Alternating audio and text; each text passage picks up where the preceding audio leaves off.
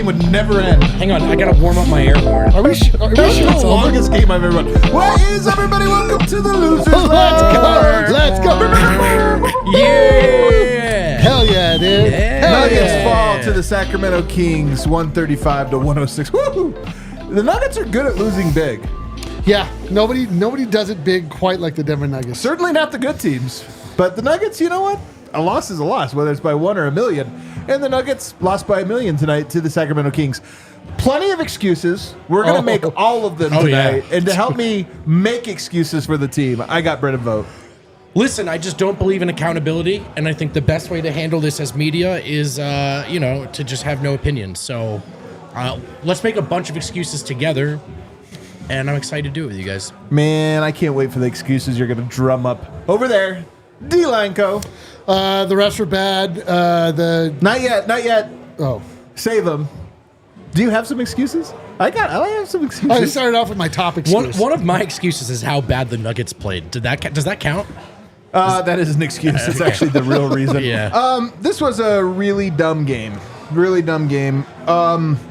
Let's relive it, though, you guys, with a fast breakdown. Sweet. This is going to be a really fast breakdown, though. Bro. I stopped taking notes when the game got out of hand. So in the first quarter? Nope, first quarter was great. Okay. AG feasting. Holiday 2 threes. Julian man. is back. I love this. Julian is back, you guys. Let's go. He's physically back. I have a note in here. Jokic taking over with the bench in there. You guys remember how good he was in the first quarter? He was taking over, according to my notes. Then Julian ran into Jokic. Yeah. It starts to get bad here, you guys. It starts to get really bad. Jokic back to the locker room. Kings hit a 3. Peyton Watson turned it over on the inbound. Kings hit another 3. That was actually the biggest moment of the game. The Nuggets were up 9 points. I have to see, yeah. The 9 points in the first Yes. quarter, they were actually killing them. They were up more than that, but they were up 9 points. They give up a 3. Peyton makes a horrible turnover straight to Malik Monk at the 3-point line. Like, if Peyton would have just thrown the ball into the rafters, Denver would have been up 6 at the end. Instead, he throws it right to Malik Monk, who drains another 3. And all of a sudden, the Nuggets are only up 35-32 at the end of 1.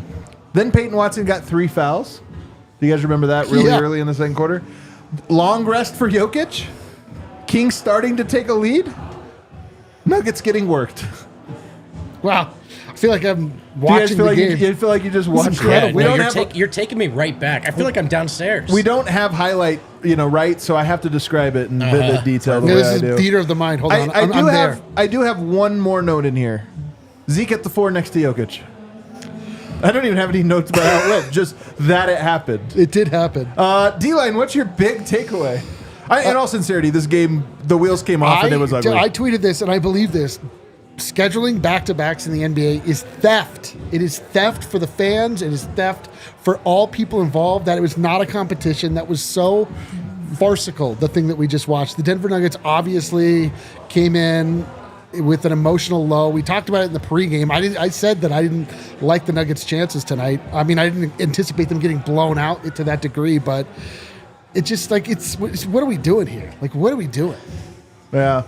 Back-to-backs are annoying. They are annoying. I'll push back a little bit. Yeah. I think, obviously the back-to-back is a dynamic in this game. It's a massive to some dynamic. extent, that absolutely is true.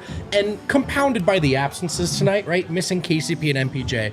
It was always going to be hard. So the circumstances are there. I think even still understanding the context, there's some room to criticize Denver's approach in this game. And those absences notwithstanding, Denver is, I think, 6-4 now on the second half of in back-to-backs.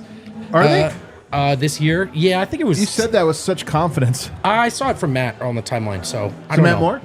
Yeah, but Shout I do out know to that the home. Nuggets have a winning record in these situations. Now, it's compounded by what that game was last night and missing those guys tonight. It's still true that in some of these games, sometimes Denver gives themselves a chance, and tonight they didn't. Tonight, the turnovers were so bad. Dude, such a dud. So bad. And so, that stuff was, maybe back-to-back catches up to them and they lose this game in the fourth in a tight game and all that. But the Nuggets also turned in a get-blown-out effort. And it was sloppy. There were too many turnovers. The defense wasn't great. And so my big takeaway ultimately is I don't think this tells us anything about the ceiling of this team. But I do think one feature of this year, this Denver Nuggets team, is there are some games where they just turn the car off in the middle of the freeway. They're like, F it, we're not getting there in time. No one's enjoying this drive. We're done. And that's, look, it's frustrating to watch. I don't know if it tells you much about their ceiling, but there have been some games, this one is one, in the Knicks game, where they're like, you know what we're not doing tonight? Winning this game. And so I think there's still some room to criticize their approach, even if you understand the context of how this loss went down. Your point might be my big takeaway, which is this is now the fourth 20-point loss of the season. They had another one of 19 points. Yeah. I always am. This is a trait of the Denver Nuggets, and I actually don't think it means anything. In fact, it's kind of cool. It kind of disguises the Nuggets. Even last year, their net rating wasn't crazy. And if you look at the Nuggets, who now fall, sadly, to fourth in the Western Conference, above them are the Thunder, set plus 7.8, not net rating, raw plus minus, plus 7.8. The Timberwolves plus 6.3, the Clippers plus 6.1. They all have basically the same record as the Nuggets, who are at plus 3.6. The Pelicans behind Denver is plus 4.4 because Denver wins a lot of games by like 8 points, and they lose more games than most by 25, 30 points. And it's just like when the wheels are off, they're off. They're off. And yeah. I honestly don't think it means anything. We talk about economy of motion. I feel like there's almost an economy of motion of these as well. Right. Where it's like, if we're going to lose, what does it matter if we lost by 40? Which, by the way, as a fan, Sucks. stinks. Yeah, not the best viewing experience. But I do think it is a trait of this team that I think frustrates me more than it concerns me as far as what it tells me about who they are. And this one didn't even frustrate me, just because, as D-Line said, it is a bit of one of those ones where you never want to concede defeat going into a game. Right. Although, it is noteworthy that both Harrison and Dev took tonight off. Yeah, dude. They looked at the schedule and were both like, hey, man, Suckers. that second game of that back-to-back where they're in Sacramento, can I be off that day? And I was like, why? It's a good game. Like, Sacramento, man. Kings. The Kings. Gotta The keep Fox that beam off. matchup with Murray. What are you talking about, guys?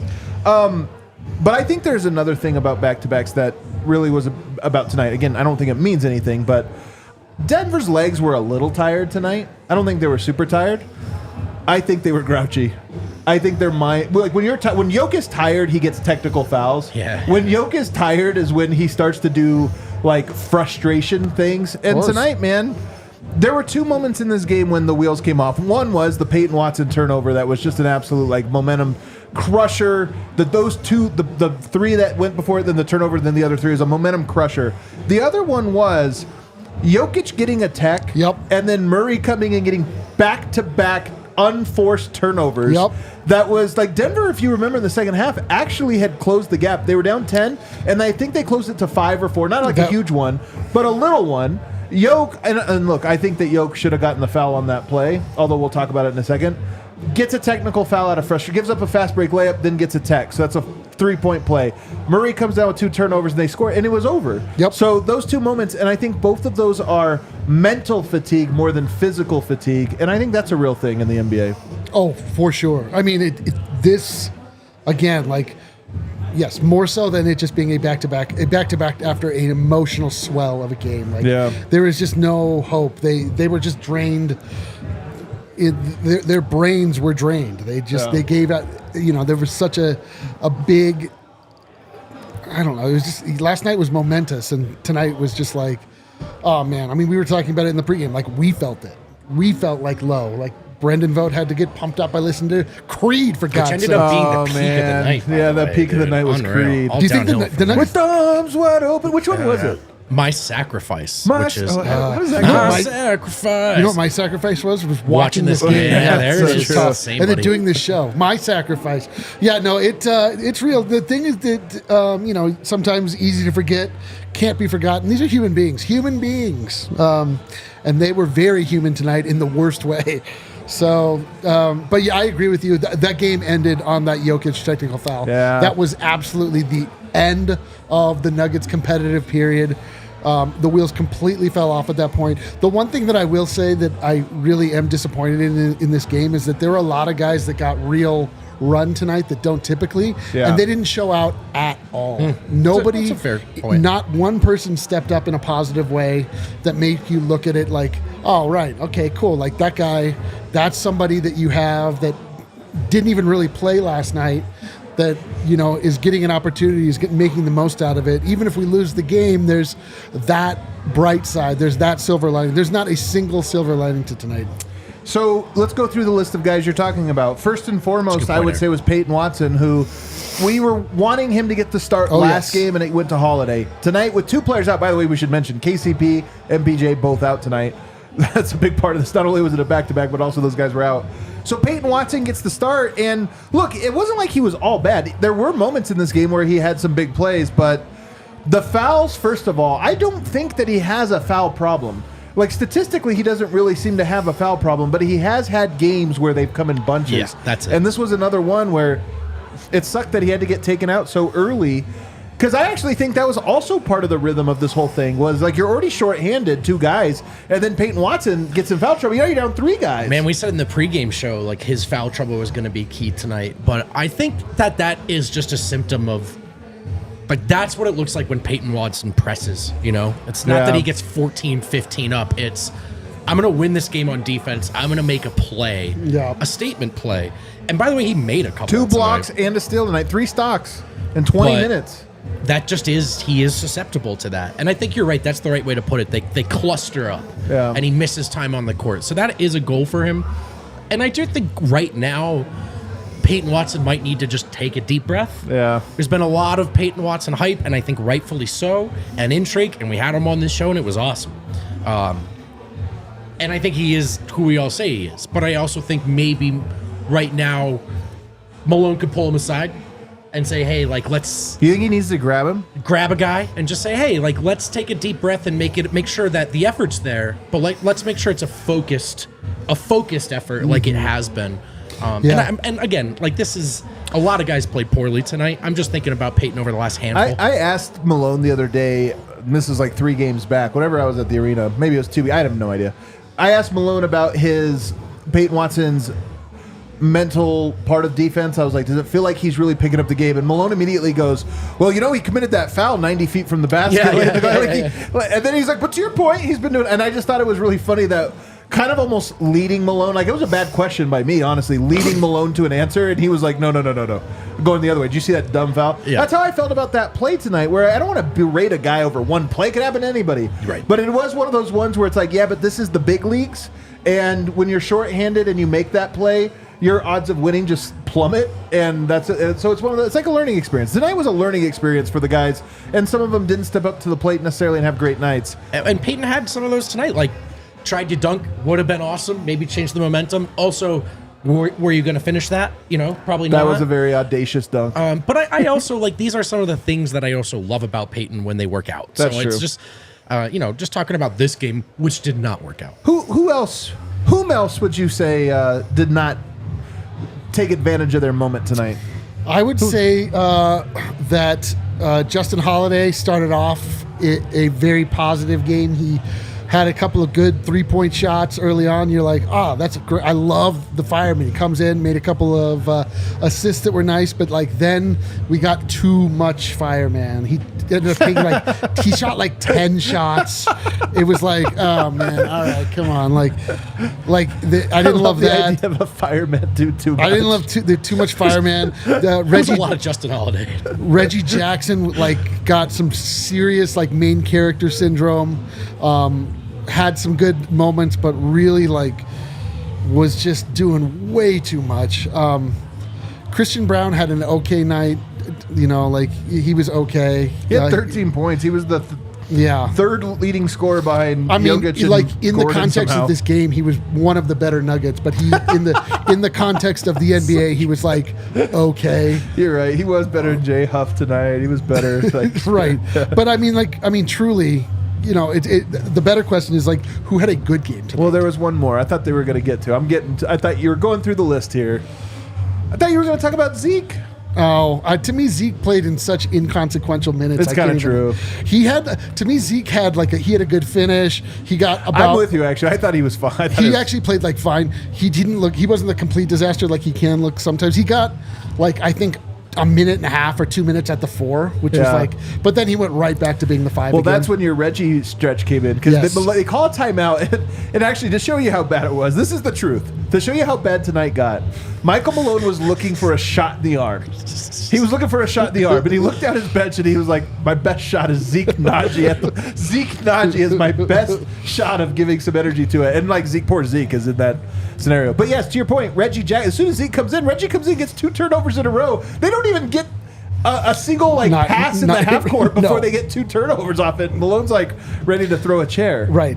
It was terrible. So he didn't really get the opportunity that at least I have been pounding the table for, to at least give him some semblance of a shot. And then he went right back to the 5 just immediately. Has anyone checked on Minneapolis Keys tonight?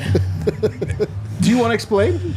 Yeah. So at Minneapolis Keys, which I believe is one of the most blatantly potentially burner accounts Yeah, I was we've going to ever say heard. potential. Here's the thing. It would be the internet's so dumb.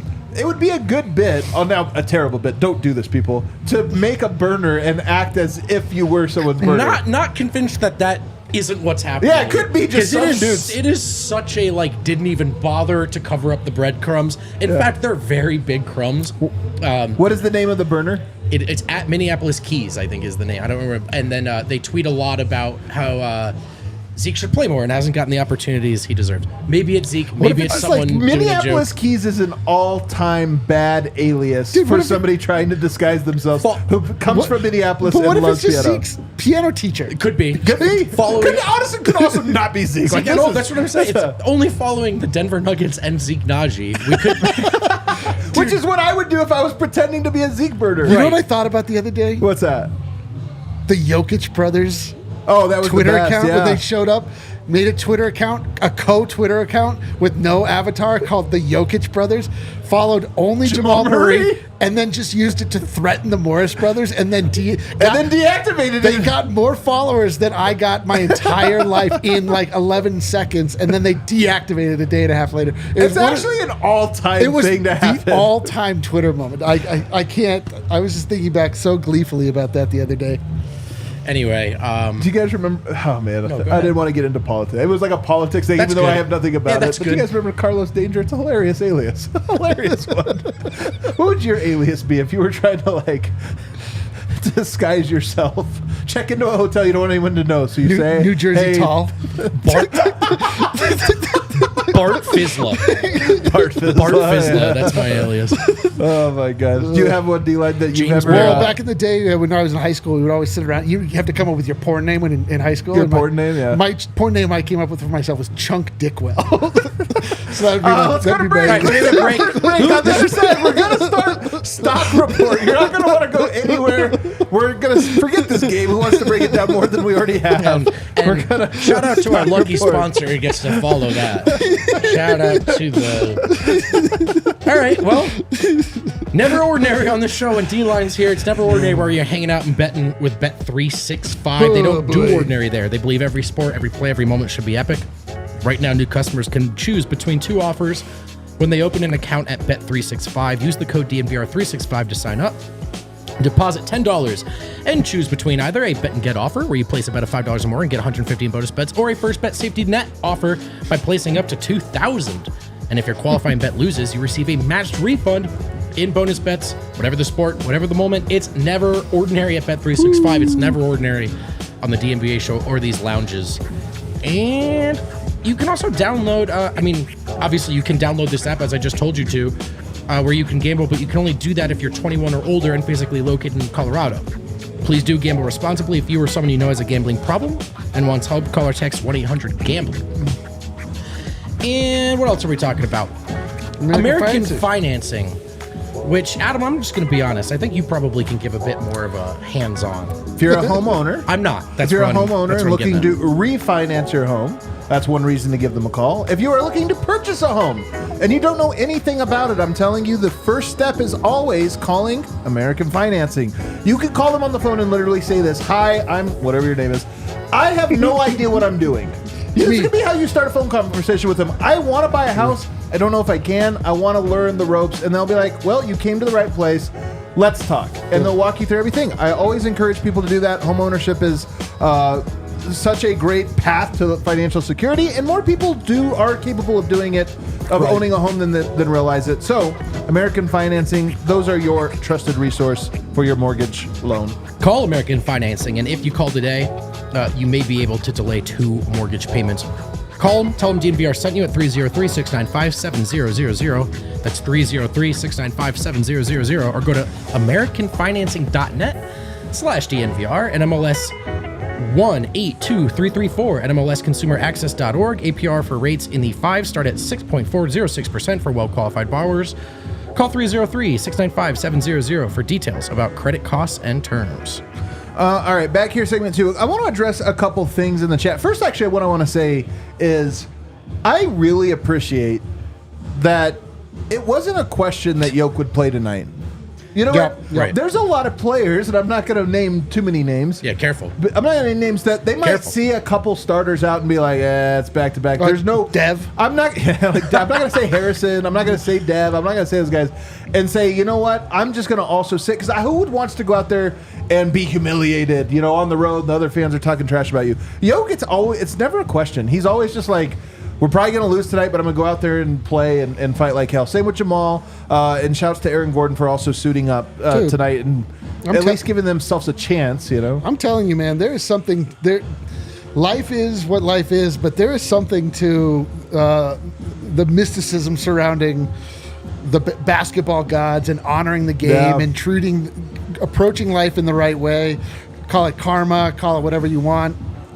There is something about like treating people right, approaching situations correctly, doing what it is you're supposed to do, being rewarded justly or punished as the case might be. And Jokic is, for whatever reason, so principled in the way that he approaches basketball. We talk about, and it's always talked about, that Jokic, and he said it himself, treats this as a job, which is the best and worst thing possible. It's like the worst if you can only view this through an emotional lens and you're like, this is insane. Like, how can this person like only think about this as like the mechanical part of a job? But it's also like he shows up to work, man. Like he shows up every day, puts his boots on, goes to work, makes it happen. It's like so...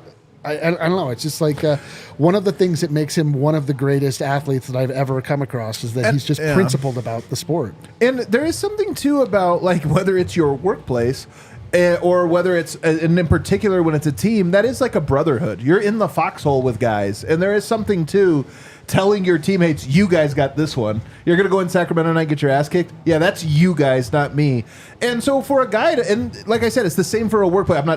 Harrison and Dev have been working very hard. They take it rightfully. Yeah. Well, Harrison has. They're not, so I'm not trying to make it sound like I'm talking about them. But I'm just saying there is something about in work where it's like if somebody doesn't pick up the slack, usually that means everybody else has to pick up a little bit of it. And this is, I honestly think that's part of Yoke's principle is he's like, I'm not going to let those guys go out there and just lose. I'll go out there and lose with them. There's a responsibility in it. And I think a big and Murray and AG. Yeah, absolutely. I think a big part of Jokic's MVP ascension was embracing the responsibility of being who he is, which is... He just understands. It's what he told Mike about his purpose, right? From his teammates to the fans. Like, he just understands that it is his job to be there and to show up. And I don't, something you say job and it sounds, I think he likes the game part too, right? He loves basketball, he loves competing, but it's the responsibility part of it that he's like, this is my obligation. And I think the eye injury is the one that really reminded me of this with Jokic. That he just played the next game. How easily we take that for granted. What an understandable excuse that would have been for someone to miss a game. And Yoke just is there, and you never have to doubt it. And organizational momentum is a real thing. And Yoke showing up day in, day out in the years when the guys couldn't. What could have been the limbo, the dog days that last forever. Yes. He didn't let them go backwards. He didn't let them slide as an organization. And so just that responsibility part of it is what takes him from an all-time talent to an actualized all-time great, or part of it, I should say. You hear Nuggets themselves say it when they ever appear on any podcast or do interviews. It's like, when you look at the best player in the world treating this in like never taking a night off, it's like, how can you, the third best player on the Nuggets, feel like you can take a night off when the guy that can do whatever he wants is still pushing himself, lifting weights after every game, Right. doing the things that are, just without question. Like you said, like you don't come into this game being like, man, is Jokic going to play tonight? You're like, okay, well, Jokic is going to play tonight. And then like it trickles down from there. And how did his comrades respond? Laying an egg. I mean, but again, I'm just kidding. I am. It was like fighting upstream, Right. And I will say, so I brought that up initially because somebody said, is there any news on Jokic's eye? There hasn't been, other than that he has been getting a treatment on it. I don't know if that treatment continues. They've been on the road now for a couple games, so we'll find out, I'm sure, a little bit more. But he was good enough to play tonight. That's the point. Is I wouldn't, whatever you want to worry about it, the wrist injury Dude, he was good and enough the to play eye. the next night. He was, yeah. That's what I'm. Oh yeah, exactly. Like, that's the wildest thing. Yeah. He didn't miss a game. His eye looked like a cyborg. But again, a lot of players would be like, I don't know, man, my eye's a little off. He's like, you know what? I have a million excuses, but I'm going to go out there. Right, exactly. And I just appreciate it. If we do quickly, I joked earlier about the... Do. If we do quickly. Nice, Yeah, dude. Ollie Pop, dude. You guys are my oldest friends. You know that? Yeah, that's actually not true. We are not your friends. No, yeah, that's a good point. I was going to say you're definitely old old. guys. I didn't even consider. We do tongue-in-cheek a little here talk about all of the different excuses, though. They were down 2 guys. It's a real one. They were down Yeah, 2 dude, guys. let's do excuse corner. Let everyone give one real quick. excuse. I'm going to say... That ref was letting him beat up on Yoke, man. Yes. Letting him beat up on Yoke. I felt like you can just, what do you need to do? I didn't close my tab. You didn't close your tab? Just close it. Right now? Yeah, go Is that for cool it. with you, bro? Yeah. All right. Hey, guys. I'll see you later. D-Line, what's your excuse? Let's go back and forth. Let's play a little pong. Excuse pong. Okay. MPJ was out. Oh, KCP was out. Okay. They played the Lakers last night. It was a really emotional win last night because it was the statue night. Emotional letdown. It was a back-to-back. Friday crowd in Sacramento, one of the best crowds. That's a tough environment, man. The crowd was really into it tonight. They had to rely on a lot of young players that haven't gotten a lot of run lately. That's a really long distance for a back-to-back, going all the way from LA to actually it's pretty close. It's about as close of a back-to-back as you It was a trap game. They overlooked a trap game. They overlooked the Kings. The Kings are not at their level. They just looked right over them. The All-Star break's right around the corner. Very distracting. They're ready to go. Sacramento nightlife is undefeated, dude. I got it at like 5 in the morning. They were like hanging out with Greta Gerwig's mother. Yeah, I think that ref don't like Yoke, man. I really do. Yeah, and right. of course the DNVR interview curse. Oh, he did it! It's us! I mean, Peyton Watson would have never thrown that turnover if it weren't for us. he was just thinking, but like, what probably happened is the searing bright lights of this set were still. They probably was like, sunspots in his eyes still. They do have, so now we have 2 nights off, which is kind of nice, all right? Denver always plays well when they get a little bit of a break. I actually think I saw in the chat a lot of people saying, oh, Denver needs the All-Star break in the worst way. Guys, spoiler alert, everybody does, man. Like, everybody has an NBA schedule. Everybody's tired. I will say, I think there's reason to be optimistic that Denver had all that time off leading into the Lakers game. Then it's a little back-to-back. Then they get 2 nights off. They play Monday. They play, is it Thursday? And then they get a little break. For the All-Star break, I actually think Denver's going to play very few games between, I don't know, February 4th and February 20th. So their break really is going to be great. I actually think it breaks nicely for Denver. Yeah. That their players should come back from the All-Star break with quite a bit of rest and more than most even. Will they be rusty? No. But I honestly no. Like, we saw what they look like against the Lakers when they had a little rest. They all had a little Dude, pep the in their Nuggets are step. going to swan dive. These mofos are definitely going to do exactly what they did last year. I disagree. I hope so. Michael Malone did too, because Michael Malone said, I think we got bored last year. He goes, the thing about last year, we were up 8 games in That's the what I've been standings. saying Yeah, but for like, a while. he I wasn't. think the guys were bored. He That's what I've been wasn't saying for bored. months. I know, but he's like That's what cracking the I'm whip, saying. and the guys are like, guys, dude, Right, chill. they still He have could- to secure the first seed Yeah, this but time. he couldn't motivate them last year. What makes him think he can this year? No, the point is he can't. But the standings might be able can. to, They right? can't be a That's 4 seed. the- They're like, Listen, I would. so you think they're going to be a 4 seed? Because if you think they're going to be bad in the down the stretch, They might be a 4 seed. Because they're currently the 4 seed. No, they might be a 4 seed. You think they're I don't the think 4 they're seed? going to let go of that rope, man. I hope either. you're right. Listen, I mean, I think to be clear and to state clearly, I believe they will win the title, but they might do it as a 4 seed. You know how seldomly that happens? I bet didn't the Warriors do something like that like not that long ago, like a few years ago? I don't remember the last team to do it, actually. They probably. I'm trying to remember. I don't know. You guys want to do a little stonk report? Let's do it. Let's go. This is for the whole season. You know, we're looking at the last little bit here. You know, take that for what you will. Let's start at the top. Nikola Jokic. Where are you fellas going? A little stonk report. Yeah, he's fine. That cursed image. Stonk. Down. You say down. Oh, shit. My bad. Okay, he's just drunk. Honestly, even if it's technically down, it's still up. You know what I mean? Like, what do you... Like, I don't know. Yeah, he's great. He's doing just fine. What do you think, Eric? Yeah, dude. Jokic is like Apple stock. You're like, yeah.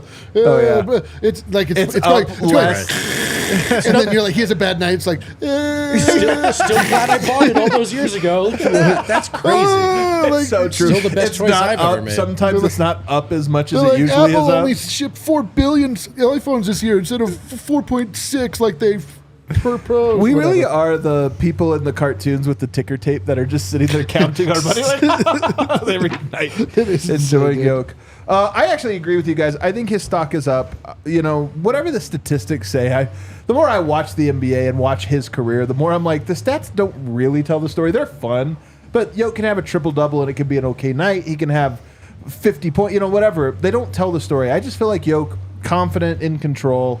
And I also... not to put too much on his shoulders, I feel this year more than any other year that Yoke is saving the fastballs. I think so, too. You know what I mean? I Like, think he so, goes too. out there and he doesn't give his best stuff against the best hitters because he's like, you see it every now and then you'll see. And I thought was really one of my big takeaways about that last game is I felt like he could have gone at AD more, but the few times where he went at him, he made it look so easy that you were like, oh yeah, he could probably do that 20 more times per game if he wanted, and he's just like, nah, I don't want him to see the fastball too much. I agree, especially when part of his fastball is getting it done in the post, which can be a grueling thing. And as we talked about, he doesn't really miss games. Yeah. So I do. It's the economy of movement thing, right? That we've talked about, and I think Yoke, in a way that we really haven't seen outside of maybe LeBron, just in terms of this specific thing, is I just think he has his finger on that pulse of like how much is required at any given moment in time. Maybe my favorite Jokic thing, to the point you were making about stats versus impact, is right now he's an MVP favorite and the MVP favorite. And like, what's his in the era of stat inflation and like everyone's getting 40 plus now, and there's got all these 60-point games and 70-point games. What's Yoke's high this year? I don't know. Probably 35. Like, you know what I'm saying? 38 maybe. But I'll look he's it up. still Maybe clearly he got a 40. he's Did he get a 42. 42? He's still 42, clearly okay. the best player in the Against league, right? Washington. So it's like, it's almost still, it's as Jokic as ever, right? Him validating that, like, all that other stuff that's going on is almost like, hey, you guys got it wrong. You know what I Yeah. mean? And Jokic's impact on winning right now is as clear as ever, because it's not contingent upon like, oh, he scored 60, you know? Dude, he just exemplifies mastering a craft. He knows exactly what to do. He is in such control at all times. It is so amazing to watch Jokic at work and know that, truly with multiple data points that can back up, and you're not just like hoping it's true. You know it's true, that even when he's playing low, it's probably intentional in some way or another. Like, you know that he has such supreme command over everything that's going on that if there's something appears to be off, like there's probably a reason behind it. It's not just like, oh man, like he can't do it. It's like, yeah, he's just like, he kind of he knows the score here. When things are possible, like he gets them done. The inevitable part of Jokic is that like he just understands so clearly every environment and every scenario he's a part of, and it's just I've never seen an athlete in more control of every environment that he's in. It's unbelievable. Yeah. So like a night like tonight, you're like, man, kind of whatever. It's like, yeah, he didn't. There was no point. Yeah, there wasn't a point after a while. Let's take a break. On the other side, we'll continue the stonk report. We'll do Jamal Murray, Aaron Gordon, and all the fellas. Oh boy, All the Dev. fellas? Harrison, Stock down. Stock down. Actually, stock up. The smartest man, Devin Harrison. They're stock through the roof, dude. Dev's winning. The Nuggets' losing percentage or winning percentage on Dev's off nights is incredible. It's something to track. It really is. Dev is the real one. Harrison just needed a vacation. Dev definitely. He didn't want to come on the show on the pregame and tell us all his bets because they were definitely. You want to talk about a master King's of his money craft. line, Yeah. King's spread. Right, yep. He definitely had all that. Son of a gun. Trey Lyles threes. You might know, and if you didn't know, you should know, the American Raptors, Colorado's only professional rugby team, are set to return to action on February 16th. They'll kick off their 2024. They play rugby outside in February. Dude, Those are the toughest These people guys on are earth, not man. effing worried about the weather, bro.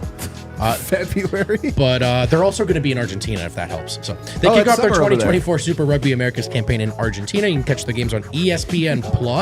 The DNVR Bar will be hosting a watch party for the game on February 16th at 3 p.m., featuring giveaways and appearances from a few players that aren't traveling to South America. If you want to learn more about the Raptors or the game itself, check out the DNVR Rugby Podcast, hosted by our guy Colton Strickler. You can find that wherever you find your other DNVR pods. There's a lot to enjoy. Witness all the fast-paced, hard-hitting rugby action live at Infinity Park in Glendale when the Raptors embark on a 6-game homestand starting Sunday, March 17th. Tickets are only $10. Bring your friends and family to Infinity Park and spend your days at Rugbytown, USA. Visit AmericanRaptors.com for more information on the team and to purchase your tickets now. Man, people are always asking you these days, how do I watch all these Colorado sports? How do I do it for the lowest price? Thankfully, there's an answer. Fubo TV, 140 live channels of sports, shows, movies, and news. Stream live TV from any device. I think any device feels like a stretch. Your device probably needs a screen. Like I would assume your non-smart refrigerator can't do this, but anything with a screen you probably can. 1,000 hours of cloud DVR included at no extra charge. Watch your local teams while traveling. Watch your local teams when you're local, which is distressingly hard to do. Do it with Fubo. Go to www.fubotv.com/DNVR to sign up. Get 15% off of your first month of Fubo Pro. I do best. We'll save it for Super Chats. Alrighty. Jamal Murray, fellas, stock up or down? Jamal Murray. This is a tough one right now. I feel like it's not. Okay, cool. For me, I'm saying. So, can we discuss the parameters here? Is this career or No. This is like, is it trending up or Kind of trending down? undefined, Okay. like recent. Yeah, that's how I actually feel like he's Yeah, you're right. I don't know why. he's getting better. He's getting better. I feel like It's just I feel tonight. like we're getting closer to Murray. I mean, Yeah, dude. Tonight. See, this is a fun exercise to do after you lose by 40, because Yeah. tonight they're all down. But it's so true. There's nobody up tonight. No. but just 24 hours ago, Murray sure looked good against the Lakers. So I do think in general he's been trending up. No question.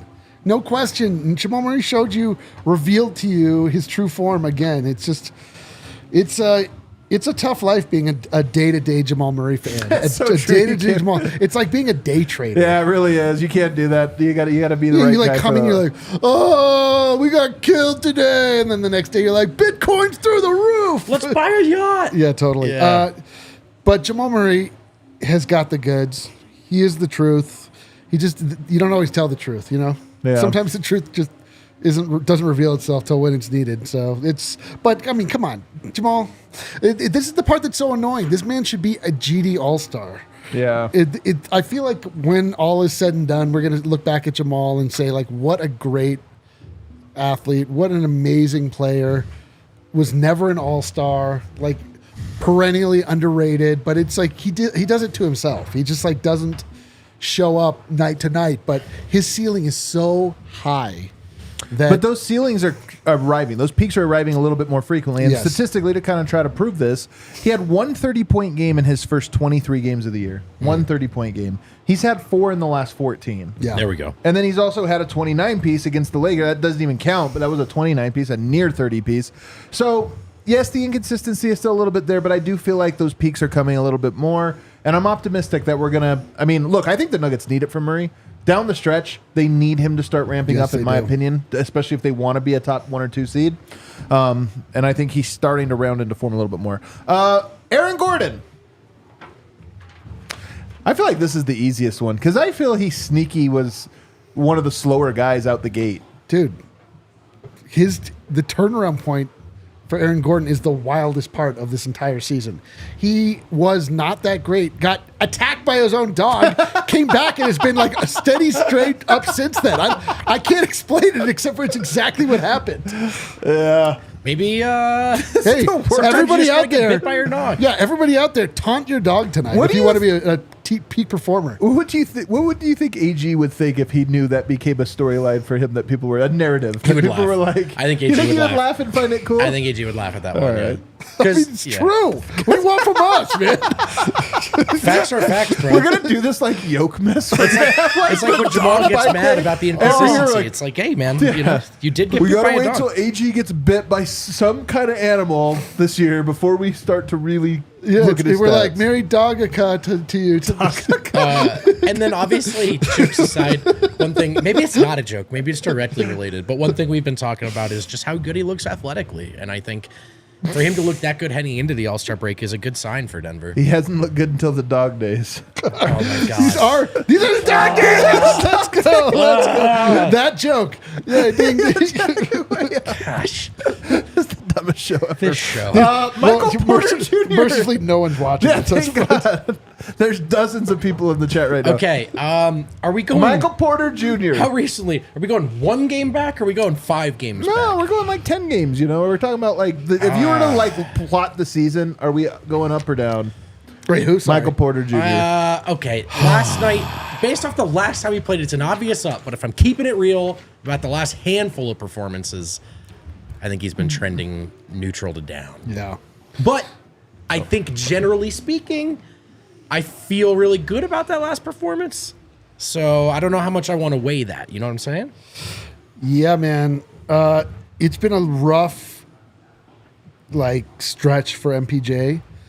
And the greatest thing, I mean, right now, this game was the last time we saw him play, he was fantastic. Yeah. He was exactly what the Nuggets needed him to be. Yep. He was nails when it mattered. Difference maker. Absolute difference maker. So from that standpoint, you have to feel like it's going a little bit up, but it has been down. Like Right, MPJ, it has been down. MPJ has been in quite a lull, and I was getting a little bit nervous about him. But then you just see that stroke, and it goes in, and his ability to not be blocked, and all of the things that make Michael Porter Jr. just such a world-class player. You get a little taste of that, and you're like, all right, fine, we're back. Okay, we're back. In truth, it's been just the 1 game, but I think in my heart, I think we're headed this way. I think it's a good...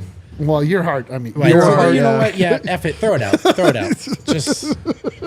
Here's the thing about Mike is he has appeared in 52 consecutive games this season. Right. He broke that streak tonight. Oh, damn. This was his first missed game of the season? Yeah. Oh, I didn't even think about that. Yeah, he had 52 games he played, which, I mean, 52 alone is really good. That's amazing. I think we set his line at like 60 or something. Remember we were talking about how many games will he play? I think we were Yeah. all like 60? I Yeah. don't know. So, knock on wood, he's made it to 52.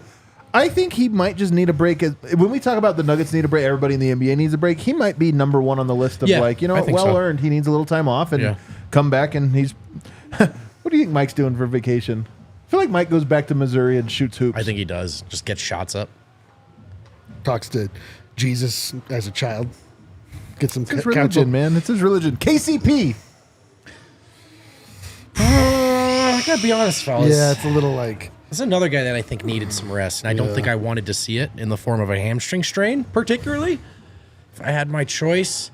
But I do think KCP, the engine running a little low. He plays so hard on both ends of the floor every time he's out there. It's a guy that doesn't really take games off, and that can include running a gauntlet of screens to guard a Steph or a Dame. But I think it's caught up to him just a little bit here. Yeah, he's still battling. He still brings it nightly on the defensive end. Yeah. So that from that standpoint, it's been a really positive season the entire time. He's gotten recognition on the defensive end more so than any other time here. I feel like for an extended period for his tenure with the Nuggets, but his offense has been pretty absent, or at least pretty inconsistent, more so than it's been in the past. So from that, it's to me that's it's kind of net neutral. He's still the ultimate glue guy. He's completes the top 5, but there haven't been a lot of really standout moments from him of late that really come to mind. But he's still a really great player, and I feel like he's still exactly what they need. I just don't feel like he's reaching new heights. It feels weird to say up for those reasons, but I will say, man, I think his defense, like his thing is that the Nuggets don't really need his offense outside of the lines that he stays in. And so it's hard to say he's been down or up because so little offensively is asked for him, and he seems to deliver exactly the amount he needs to. But defensively is where he stands out. You know who we didn't talk at all about in the last week? Anthony Simons, who lights up a lot of guys. You just don't, not really making him. Remember when they played Damian Lillard in Milwaukee? No, he's legit, but he's been like that way the whole time he's been here. I actually think some of that slipped a little bit recently. Not tons, by the way, not tons. And I feel great about KCP. I honestly think he just needs the All-Star break because he's been busting his ass. All right, let's go down to the bench, you guys. Reggie Jackson. Man, I kind of think up, honestly. You think up? I kind of do. Reggie Jackson stock up, huh? Interesting. Well, it started. We started a fake campaign. The Nuggets did, and we kind of followed suit with the idea that he would win Sixth Man of the Year. First 10 games were really good. I'm off that. Just to be clear, I don't think he's Sixth Man of the Year. You don't think he is? He then hit quite a nadir. Do you know when his best sixth man run was? When Jamal was out. When he was starting? When he was starting. It's a really good point. If I had to start my counter argument in any place. When he was the number one. He had a really terrible stretch. Yeah. But he's been trending up. Tonight was not a great night for him. He had a good game last night. He's just, I feel more like if he had not rebounded at all, I think we all would have been pounding the table pretty hard to make a trade happen. Which was kind of brought up and everybody was sort of tepid about. So I don't know. I think he has rebounded at least to the place where he's not as good as he started, but he's. I love that Eric's case made you go down. I think you're right. He's only scored in double figures 3 times in the last 11 games, and that was 13, 16, and 13.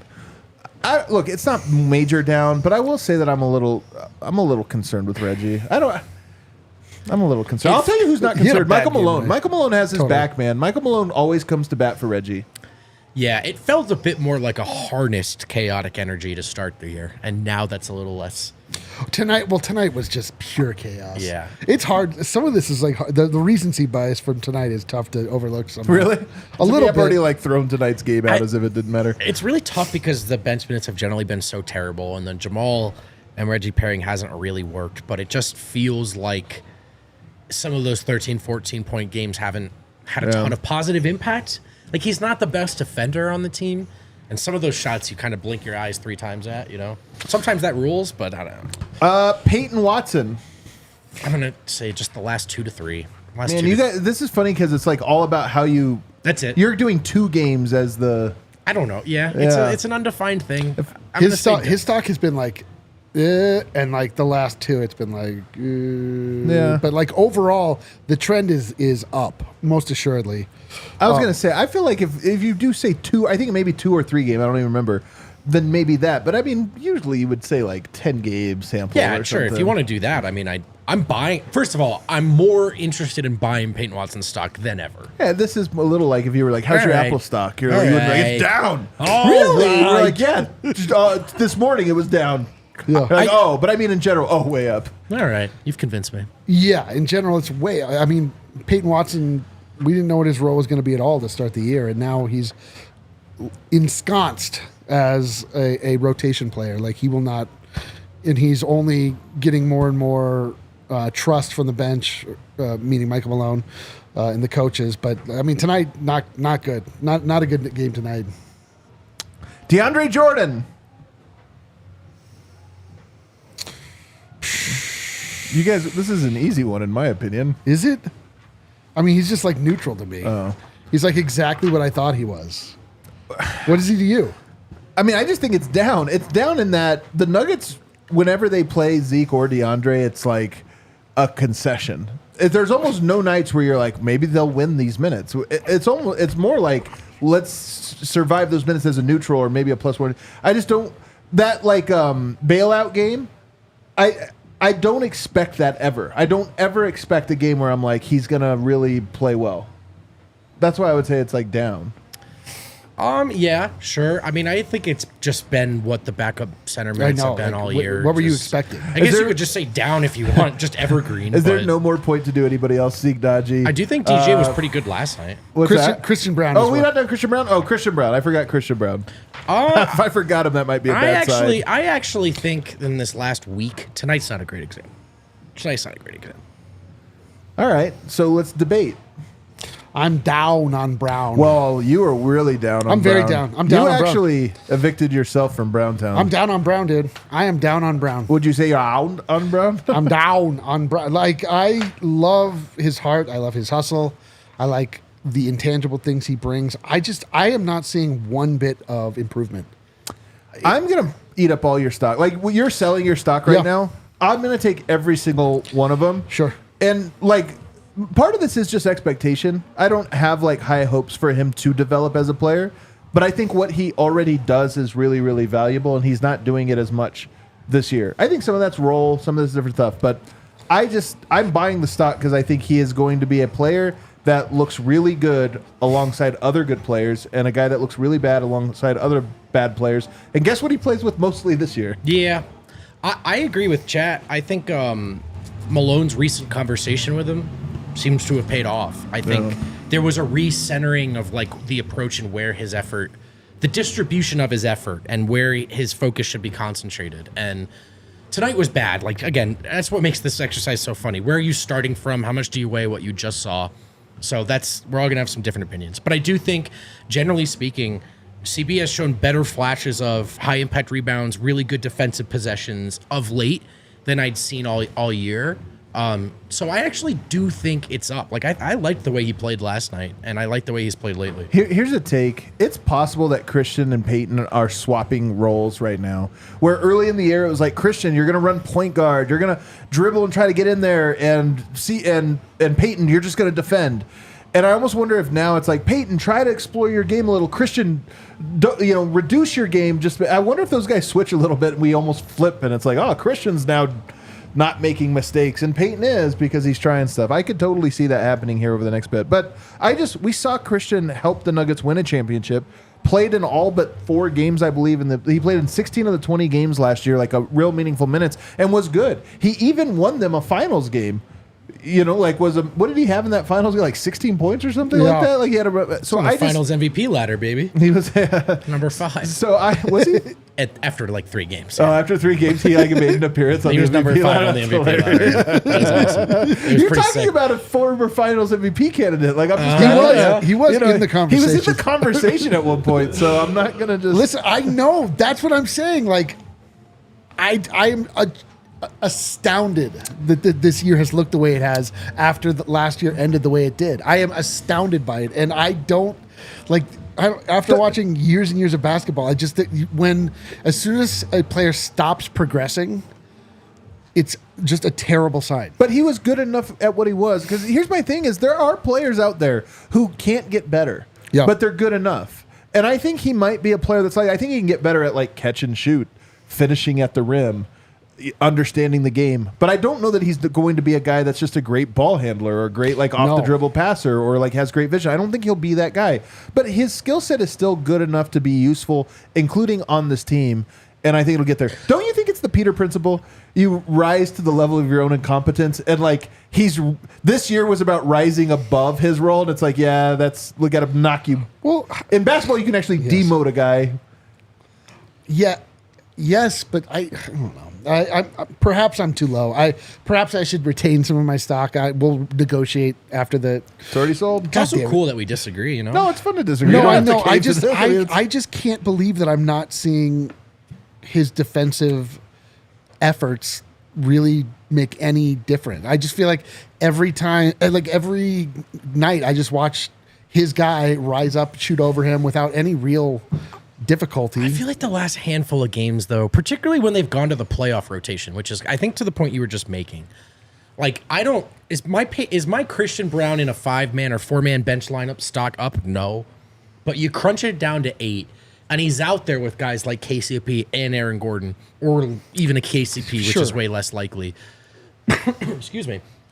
I think Brown and Watson have had some real defensive duo moments lately, so I think you want to hear a crazy stat? Yeah. Jokic two-man pairings net rating wise this year. Number 1 is Jamal Murray. Number 2 is Christian Brown. Obviously, there's an enormous amount of noise in this, like that Brown's probably playing with like very good Jokic lineups, not like crummy little ones. But I just think there is something to like CB. When you have a Jokic and a Murray on the court, they take care of so many of the things that he's not good at. And he's really good at the things that they need him to pick up the slack for. So I just think he's going to be one of these guys that looks really good. Here's what I'll take. Here's my bold prediction on Christian. I'll bet you he is the biggest playoff riser this year. I bet it's Jamal Murray. It's probably Jamal Murray. But he's probably the second biggest playoff riser this year. Listen, it's entirely possible. This man is a dyed-in-the-wool winner. He is won at everywhere he's gone. He is showed us he is absolutely nails in the biggest moments. There is no, like, if I didn't watch every single game and I just saw him in the finals and then I watched him at this point moving forward this year, I would be like, that's the guy. It's just, I'm just astounded that we've not seen him rise consistently. It's jarring to me because I really love the style of player he is. He's a consummate professional. He's a glue guy. He's all these things that like any team needs to be successful and to be to work and be cohesive. But I just am astounded he's not bringing more and he's not improving. It's jarring to me. You guys, there were some sickos watching the game tonight. I love our sickos. I love our sickos. sickos. You're the best. If you're currently watching this show, you're 45 minutes into a show that's at 11:30 at night after a 30-something point loss. You are a If you're real watching one. the show, send your Cash App. We will send you $10 million each. Everyone in the chat, Stonk up. to stop being a huge Oh jerk. my God, dude. Stonk is so up. Are there He's jerks so- in the chat? Dude, tonight? even the jerks. There's dude. always one. I'm just even kidding, the dude. I'm jerks. just kidding. Thank you for being here. We Thank you love for being here. That's why I don't read the chat. All right, let's read some super chats. You want to talk about the creme de Real la creme? sickos, Dude, yeah. oh, I already know. This is going to be a great super BJ chat. Malaise. BJ Malaise. We'll get him next time, boys. Have a great weekend. Love it. I love you, That's BJ. a real BJ Malaise attitude right there. Bubbles buzzer beater. I still think Jordan McRae was a culture fit.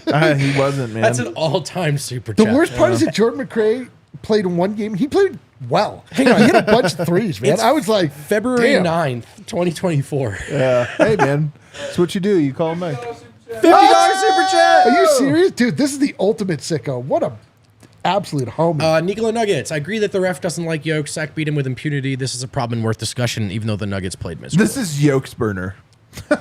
This is Yoke watching the show, Yoke being got- like, he's like, I got 50 the bucks. fact that Jokic did not get a foul call there was unconscionable. But he made a point. He wanted that tech, man. He They wanted, wanted to make the tech. They honestly let him play a lot tonight. That play, here's what I'm going to say. Every other player gets that call, but it's my least favorite call. Right. If there's one call that I wish the NBA would take away is that they would call the way they called it for Jokic only and nobody else in the NBA for some reason. Where it's like when a guy's sliding his feet but doesn't reach and then you kind of beat him to the spot and so you bump. Again, every other player gets that call. Yeah. But if there was one call, I'm not going to like freak out over it's that one. But I thought there was like a dozen other ones tonight that he got fouled on that he didn't. But you know what? sucked. You know, What I love about Jokic, he Guys, just that's kept why going. we hit that hard in it's also excuses screwed a corner. lot of their wins, though, you know? Here, can I tell you this though? Here's what my honest belief about it, and I think it's the approach every Nuggets fan and every Jokic fan should take. It's not that it's fair because it's not, and I agree with you guys that he gets a tough whistle, man. He just does. But I honestly think it makes Jokic better. I do too. I do think all these losers get all these I do stupid too. dumb calls, and then the Nobody- playoffs roll around, they don't get them, and they freaking wilt. And Jokic's like, "There's no difference. This is how I am all the time," and just I agree. That's exactly right. Murders everyone. Who are the greatest whistle merchants of the past decade? James Harden, Joel known as a Embiid- loser. Joel Embiid and known James as a Harden. loser. Both come up so small when the going gets tough and the whistle is not blowing. We got a part 2. Nikola Nuggets paid another $50 just to amend his previous super chat. He's not saying we haven't discussed the refs enough. He just thinks the fan base should stay noisy, like Darko and Ant. Darko is Anthony Edwards in this context? Oh, Darko. No, Darko. Yes, Anthony Edwards took the fine. Remember, I know they're going to fine that's me. right, and Darko, the coach, who remember went out and gave that hilarious rant. Oh, yeah, that's about right. the coach. Yeah, and they yeah. only fined him $25,000, which was pretty great. Only that Not would bad. ruin my life. Well, not saying it I relative would to us. I would never recover Selling financially a from kidney that. by the end of the week. This is like, yeah, so and so's only making $8 million or something. You're like, Speaking of Eric's life, this next super chat is from Chunk Dickwell. Two super chat, one from BJ Malays, the other from Chuck Dickwell. Dude. Don't ever say. All the folks were given tonight. If you know, you know. All the folks were given tonight. Chunk this one in the dumpster and move on. Sickos only. Sickos only. There he is. The man, the myth, the legend. Oh Joe my God, Folks. dude. Chunk Dickwell. Where have you been my whole life? Liz Oh, L.A., man. who I believe made it to the bar tonight. Had a great time at the DNVR bar today. That's a fact, regardless of losing. We were Did I sitting meet you? I don't next know. to you all at the bar and had so much fun. You guys Why are the didn't you best and say always make hi? me laugh. I Or wish did we had they? said hey. Or- I don't know. It's I hard to don't say. It's hard to say. Anyway, we're so glad you came out and glad had you fun. came out. Speaking Hopefully of we people who didn't came out, Julia Simeone from Brazil. Super chat. Thank Hell you, yeah. Julia. That's all she said. Oh, man, she effed up her own super chat Man. for sure. Yeah, the vibes tonight were They were actually great at the bar. they were Great. like irresponsibly high. Tonight, I felt like it was a good environment. People were like, "Oh, the game sucks. Fine, we'll hang out." There's times in the DNVR bar where it's like quiet You almost because feel bad everyone for is people. paying attention to the game. They are cheering at the same time. They are chanting, and tonight was just constant conversation. People stopped watching the games. It was just about vibes. Everyone accepted their fate with humility and a smile and a brick brew. Nuggets game nights are really fun right now at the DNVR bar, man. They really are. fun. DNVR is great. We just need to blast a little more Creed. Are And we then let's- reading it? Oh yeah, 5 ish. Chat stock up, super chat stock up, vibe stock. Let's go, dude. Let's go. we Chat did- stock up. Chat's been awesome tonight. There's we appreciate nothing. I mean, life, as you know, Finds a constant horror show. Every moment worse than the last. And then, but you have the sickos, and it couldn't be better. Yeah. It's important to be sick together. Julia amending that super chat. Painful game, scrunchy, uncomfortable looking emoji face. How would you describe that one? I don't know. Hope busted face. Busted face. Hope they get a good rest for Monday's game. Yeah, no doubt. I think they will. They're probably not going to rest though. They're going to party really hard. Super hard. Oh, Watch- they're gonna eat 2,000 Ooh, wings here's- like the rest of us. Yeah, I was going to ask, will Jokic watch the Super Bowl? No. Which day in America is worse for your people, the birders? Thanksgiving or the Super Bowl? It's either the chickens or the turkeys that really just get that have a terrible day. Chicken wings or full turkey bodies. I feel like wings. There's way more chicken that goes into That's wings. what I'm saying, You know what I dude. mean? Like one Which- turkey feeds like an entire family. I'm saying. Chicken wings. It's like So- a whole holocaust of chickens for one big guy. All right, should we get out of here? What do you guys think? Is that it? All right, hit that, outro music. Guys, we did it. We made it through a show. After a blowout on a late West Coast game. We did it. You guys, appreciate you hanging out with us. We are off for 2 days. We're going to go watch the Super Bowl. Root against the Chiefs, probably. I don't know. Yeah, we're definitely I gonna- actually don't even care. We're definitely deleting this episode. I'm glad you saw it live. Live. See you Monday, everybody. Let's go.